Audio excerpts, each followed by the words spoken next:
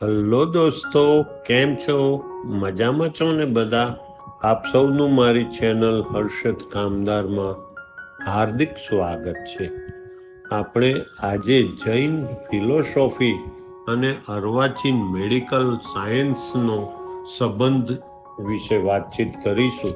દોસ્તો, પ્રાચીન જૈન ફિલોસોફી, ધર્મક્રિયાઓ અને તપસ્યાઓ અર્વાચીન મેડિકલ સાયન્સના તમામ નિયમો સાથે બિલકુલ મળતી આવે છે. તે જાણી આપ સૌ આનંદ સાથે નવાઈ પામશો. જૈન ધર્મમાં ઉકાળેલા પાણીનું ખૂબ જ મહત્વ છે. દરેક તપસ્યામાં હંમેશા ઉકાળેલ પાણી પીવાનો નિયમ છે. સૂર્ય આથમે પછી તો તેનો પણ નિષેધ છે. આપ સૌ જાણો છો કે પાણી સજીવ છે. તેમાં અનેક પ્રકારના વિષાણુ અને જીવાણુ રહેલા હોય છે, જે દ્વારા ટાઇફોઇડ, કમળો, મરડો જેવા રોગો ફેલાય છે. તે તબીબી શાસ્ત્રમાં સૂચિત કરેલ છે. અત્યારે પણ મેડિકલ સાયન્સ પાણી ઉકાળીને પીવાની હિમાયત કરે છે. પાણીના અસંખ્ય જીવોની હિંસા ઓછી કરવા જૈન ધર્મમાં પાણીની બચત કરી ખોટો વ્યય ન કરવાનો નિર્દેશ છે. જૈન ધર્મમાં રાત્રિ ભોજનનો ત્યાગ કરવાનું સૂચન છે. સૂર્યાસ્ત પછી અનેક જીવો ભોજનને દૂષિત કરે છે, જે જૈનો માટે હિંસાનો વિષય છે. જ્યારે તબીબી દ્રષ્ટિએ રાત્રિના સમયે પાચન શક્તિ મંદ પડે છે અને પાચક રસો ઓછા ઝરે છે. તેથી રાત્રે મોડા જમનારને અપચો, ગેસ વગેરે થવાની શક્યતા વધી જાય છે. સૂર્યાસ્ત બાદ લીધેલા ભોજનનું સીધું ચરબીમાં રૂપાંતર થતા સ્થૂળતા અને ડાયાબિટીસ થતા જોવા મળે છે. તેથી તબીબી શાસ્ત્રમાં પણ રાત્રે સૂર્યાસ્ત પહેલા જમવાનો આગ્રહ રાખવામાં આવે છે. આમ જૈનો અહિંસા માટે અને મેડિકલ સાયન્સ આરોગ્ય માટે રાત્રે વહેલા જમવાનો આગ્રહ રાખે છે. જૈન ધર્મમાં વર્ષોથી મોઢા પર મોમપટ્ટી બાંધવામાં આવે છે, જે શ્વાસમાં આવતા કીટાણુ અને વિષાણુથી રક્ષક આપે છે.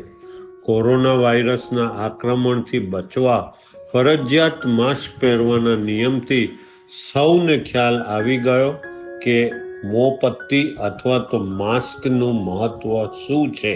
હોસ્પિટલના તબીબો અને સિસ્ટરો પણ મોં પર માસ્ક પહેરે છે, જેથી ચેપ ઓછા લાગે અથવા ચેપથી બચી શકાય.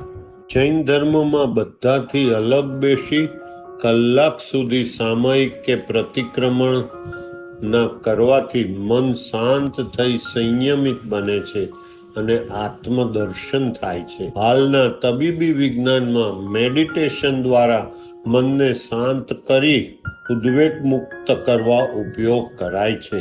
મન શાંત અને પ્રફુલ્લિત થતા અનેક હેપી હોર્મોનનો સ્ત્રાવ થતા અનેક રોગોમાં રાહત મળે છે. આમ જૈન ધર્મક્રિયાઓ પણ તબીબી દ્રષ્ટિએ સલાહ ભરેલી છે. જૈન ધર્મમાં ઉણોદરી તપ અત્યંત મહત્વનું છે. ઉણ એટલે સહેજ, ખાલી અને ઉદર એટલે પેટ. જેટલી ભૂખ હોય તેનાથી થોડુંક ઓછું ખાવું.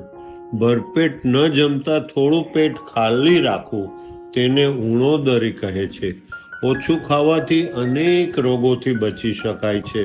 ઉણોદરીથી શરીરની ચયાપચયની ક્રિયા વધુ સારી રીતે થઈ શકે છે. સ્થૂળતા, ડાયાબિટીસ, હૃદય રોગ, હાઈ બ્લડ પ્રેશર જેવા રોગોથી બચવા આ ઉણોદરી વ્રતનું પાલન જરૂરી છે. આ ઉપરાંત ઉણોદરી તપમાં ખાવાની થાળીમાં બિલકુલ એઠું મૂકવું નહીં અને છાંડવું નહીં, તેવો પણ નિર્દેશ છે કે જેથી અન્નનો બગાડ અટકાવી શકાય. આમ જૈન ધર્મની વિશેષ પ્રકારની વૈજ્ઞાનિક આધારોવાળી વિવિધ ધર્મ આરાધનાઓને અપનાવી શારીરિક સ્વાસ્થ્ય મેળવવાની સાથે આધ્યાત્મિક ઉપલબ્ધિ પણ મેળવે છે.